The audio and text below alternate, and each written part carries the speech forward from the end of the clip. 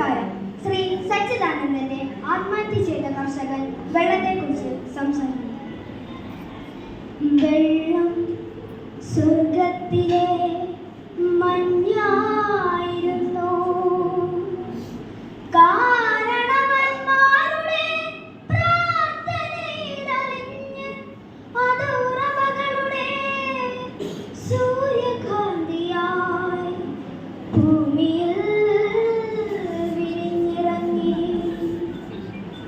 വെള്ളം സ്വർഗത്തിലെ മഞ്ഞായിരുന്നു, കാരണവന്മാരുടെ പ്രാർത്ഥനയിലലിഞ്ഞ് അത് ഉറവകളുടെ സൂര്യകാന്തിയായി ഭൂമിയിൽ വിരിഞ്ഞിറങ്ങി.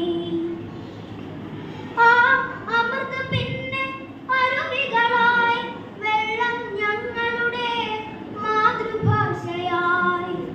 അതിലൂടെ വെളിവും വിളവും നേടി ഞങ്ങൾ തലമുറകളോട് സംസാരിച്ചു.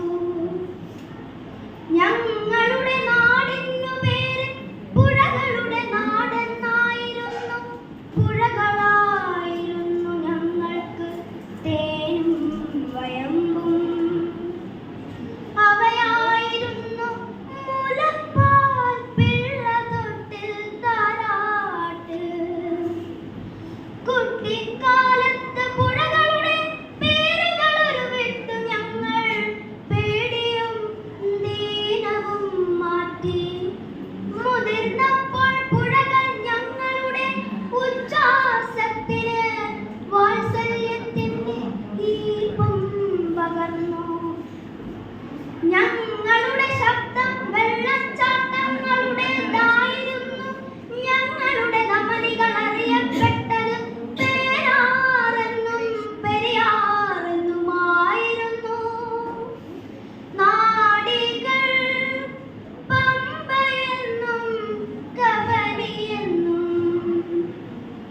വെള്ളം സ്വർഗത്തിലെ മഞ്ഞായിരുന്നു, ഭൂമിയുടെ ഉദരം നിറയെ ജലമായിരുന്നു. 1000 വസന്തങ്ങൾക്കുള്ള വിത്തുകൾ അതിലൊഴുകി നടന്നു. വേരുകൾ